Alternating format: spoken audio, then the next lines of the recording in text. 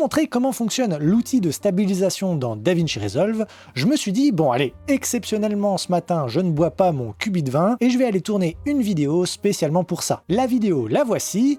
Et bon j'avais un peu la tremblote quoi. On va pouvoir stabiliser ce rush directement dans l'Inspector. Je m'assure évidemment d'avoir mon clip sélectionné dans ma timeline et dans l'Inspector donc je vais avoir 3 modes de stabilisation différents. Et on va les passer en revue en partant du tout dernier, Translation. Le mode Translation va me permettre de stabiliser ma caméra seulement sur des axes haut, bas, gauche, droite. Il va stabiliser le mouvement de translation de ma caméra. Je peux cliquer sur stabiliser, il va faire son petit calcul pendant quelques secondes et tout de suite, je me retrouve avec un rush légèrement plus stable. Dans cette image, les seuls mouvements qui n'ont pas été stabilisés, comme vous pouvez le voir, sont les mouvements de rotation de la caméra et on le voit un petit peu moins, mais les mouvements d'avant-arrière de la caméra. Je vais pouvoir aller encore plus loin dans ma stabilisation en sélectionnant le deuxième mode, similarité. Cette fois-ci, mon rush va stabiliser à la fois les mouvements gauche-droite au bas, mais aussi la rotation de l'image et le zoom. Je clique de nouveau sur stabiliser, il va me refaire son petit calcul, et désormais, mon image, on va quand même se l'avouer, est beaucoup plus stable. On observe cependant que ça tremblote encore un petit peu. On a une sorte de mouvement bizarre dans mon image, un petit peu comme si elle était faite en gelée. C'est ce qu'on appelle le jelly effect justement. Parce que dans certains cas extrêmes comme le mien, stabiliser une image seulement sur des axes physiques de la caméra,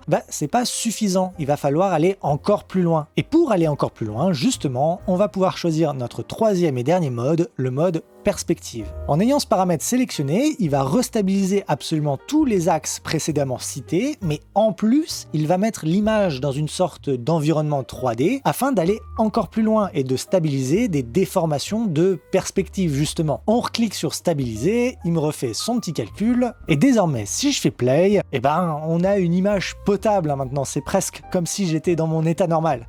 Je vous rappelle que l'image d'origine à la base, c'était ça. On revient de loin quand même. Alors on pourrait se dire que le mode perspective c'est le meilleur mode et qu'il n'y a pas de raison d'utiliser les deux autres. Et d'un certain côté, oui, c'est vrai que c'est le mode qui permet de stabiliser le plus d'axes possible dans l'image. Cependant, l'option perspective ne sera pas forcément compatible avec tous les types de mouvements de caméra, et notamment les mouvements de travelling ou de panoramique. L'exemple que j'ai choisi ici est facile puisque c'est un plan fixe au final. Mais dès lors que ce qu'il y a dans l'image va changer au fil du mouvement de notre caméra, on peut vite se retrouver avec des effets bizarres en mode perspective. Et on préférera utiliser des modes plus simples en fonction de nos besoins. Similarité ou translation. Dans mon exemple à moi, je peux même aller encore plus loin dans ma stabilisation en cochant la petite case Camera Lock. Le nom parle de lui-même, ce que ça va faire, c'est que ça va compenser absolument tous les mouvements de ma caméra et me donner un rendu comme si j'avais posé ma caméra sur un trépied, du moins dans la mesure du possible. Par exemple ici, si je reclique sur stabiliser et que je fais play, cette fois-ci mon image ne bouge plus du tout. Je vous rappelle, encore une fois, l'image d'origine, c'est ça.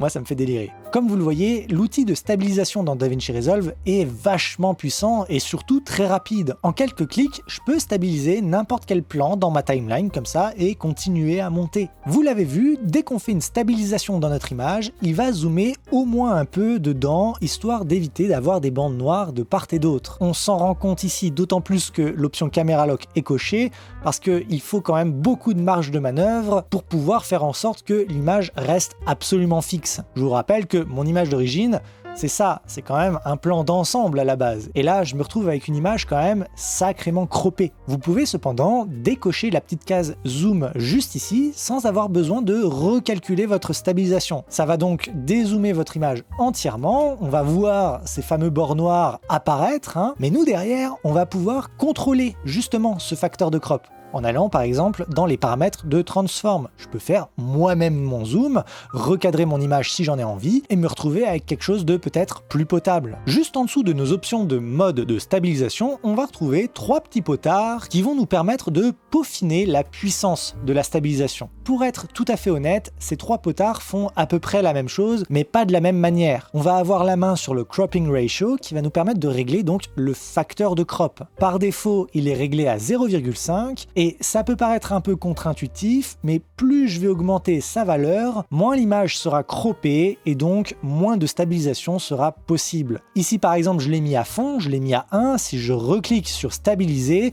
il aura beau faire son calcul, mon image ne sera pas du tout stabilisée parce que je l'empêche de zoomer dedans et du coup il n'y a aucune marge en dehors de mon cadre pour permettre à mon image de déborder. A l'inverse, si je mets le cropping ratio au minimum, 0,25 et que je restabilise, je vais avoir une image encore un peu plus stable qu'avec les paramètres d'origine qui étaient de 0,5. Le paramètre smooth, juste en dessous, va me permettre d'avoir à peu près les mêmes résultats, sauf que lui va me permettre d'adoucir le mouvement de la stabilisation. Par défaut, il est au minimum à 0,25, mais si je l'augmente et que je le mets, mettons, au maximum, je vais me retrouver avec une image quasiment immobile, comme si presque j'avais coché l'option Camera Lock. Enfin, le dernier paramètre, Strength, va me permettre de régler la force de la stabilisation. Voyez ça un peu comme le pourcentage de la stabilisation finale. Par défaut, il est réglé à 1, donc 100%, mais je peux baisser du coup son pourcentage et donc baisser la force de la stabilisation. Chose intéressante avec le paramètre Strength, c'est que je peux même mettre une valeur négative. Par exemple ici, je mets -1, je clique sur stabiliser et du coup, au lieu de stabiliser mon image, il va amplifier le mouvement initial de tremblement. Et là, voilà, là... Alors, ça a l'air complètement con dit comme ça. À quoi ça peut bien nous servir d'amplifier les mouvements originaux de ma caméra, là? Tout simplement si on veut les appliquer à un autre clip. Ici, par exemple, j'ai un magnifique plan d'un gars sur un skateboard. Bon, la caméra est posée sur trépied, et c'est trop propre à mon goût. Ce que je peux faire donc, après avoir fait ma fameuse stabilisation sur mon plan tremblotant, c'est un CTRL-C pour le copier, sélectionner mon autre plan et faire un Alt-V. Non pas pour coller le clip, mais pour coller ses attributs, c'est-à-dire quasiment toutes les options qu'il y a dans l'Inspector. Ça aussi, on fera certainement une vidéo dédiée dessus. Bref, désormais, ce que je peux faire, c'est appliquer les mouvements de ma caméra aux mouvements de la caméra qui a filmé ce mec sur son skateboard. Ce qui me suffit de faire, c'est de cocher la petite case Color Correction et de cliquer sur appliquer. Et désormais, sa vidéo bien trop parfaite de merde là du gars qui fait un skateboard au ralenti, elle est dégueulasse. Et ça me fait plaisir, voilà. Bref, c'était tout ce qu'il fallait savoir sur la stabilisation dans l'Inspector.